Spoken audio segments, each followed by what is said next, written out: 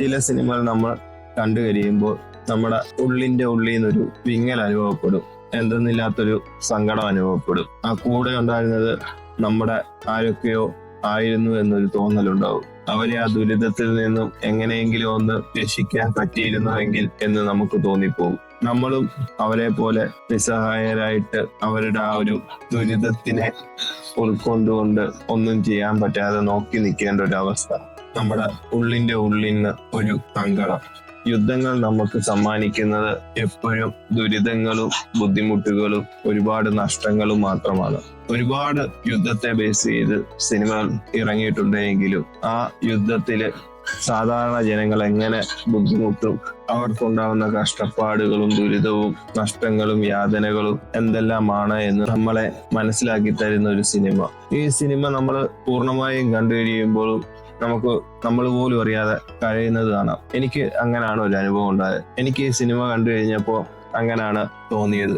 എന്റെ കണ്ണീന്ന് ഒരു തുള്ളി കണ്ണുനീര് പുറത്തു വന്ന് പൂർണ്ണമായിട്ടുള്ള ഒരു ശൂന്യത ഉള്ളിന്റെ ഉള്ളിൽ നിറയുന്നത് അനുഭവപ്പെട്ടു. 1988 റിലീസായിട്ടുള്ള ഈ ഒരു സിനിമ എക്കാലത്തെയും മികച്ച ഒരു വാർ സിനിമ എന്ന് വിശേഷിപ്പിക്കാവുന്ന പല സൈറ്റുകളിലും നല്ല റേറ്റിംഗോടുകൂടി നിലനിൽക്കുന്ന ഈ cinema grave of the fireflies.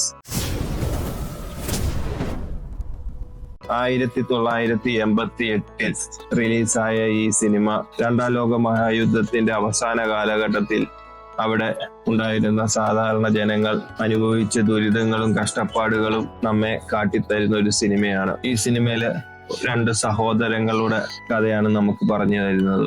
അവര് എന്തുമാത്രം ഈ യുദ്ധത്തിൽ നിന്നും അനുഭവിക്കുന്നു എന്നുള്ളതും അതിനെ തുടർന്നുള്ള യാതനകളും. കൂടുതലായിട്ട് ഇതിനെപ്പറ്റി ഞാനൊന്നും പറയുന്നില്ല. ഇത് നിങ്ങൾ കണ്ട് അനുഭവിക്കേണ്ട ഒരു സിനിമയാണ്. ഈ സിനിമയുടെ റിലീസായ ഒരു കാലഘട്ടവും എന്നാൽ ഇതിന്റെ ഒരു ക്വാളിറ്റിയും വെച്ച് നോക്കുമ്പോൾ ഇന്നും ഈ സിനിമയ്ക്ക് ഒരു വാല്യൂ നമുക്ക് നൽകാൻ കഴിയും.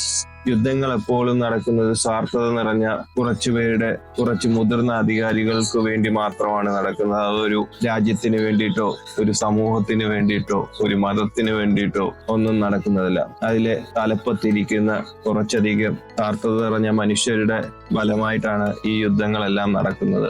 എന്നാൽ അതിൽ അനുഭവിക്കുന്നതോ പാവങ്ങൾ. അതെല്ലാം നമ്മളെ മനസ്സിലാക്കി നമ്മുടെ ഉള്ളിൽ ഒരു ശൂന്യത നിറയ്ക്കാൻ പറ്റിയൊരു സിനിമ. ഈ സിനിമ നിങ്ങൾ കണ്ടു കഴിയുമ്പം എന്നെ ചിലപ്പോൾ വഴി പറഞ്ഞിരിക്കാം. ഇതേപോലൊരു സിനിമ നിങ്ങൾക്ക് വേണ്ടി സജസ്റ്റ് ചെയ്തതിന് നിങ്ങൾ എന്നെ തെറി വിളിക്കുന്നുണ്ടായിരിക്കാം.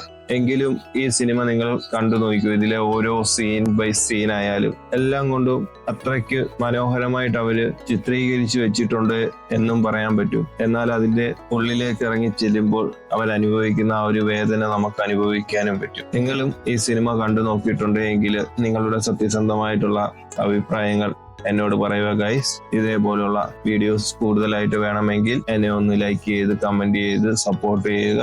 നിങ്ങളുടെ ലൈക്കിനും കമന്റിനും ഞാൻ എല്ലാത്തിനും റീപ്ലൈയും തരുന്നതാണ്. അപ്പോൾ ഇതേപോലുള്ള അടുത്ത വീഡിയോസുമായിട്ട് വീണ്ടും കാണാം. Bye guys. നീ എവിടെ പരിപാടി അവതരിപ്പിച്ചാലും ഇത് തന്നെയാണല്ലോ നിന്റെ വിധി.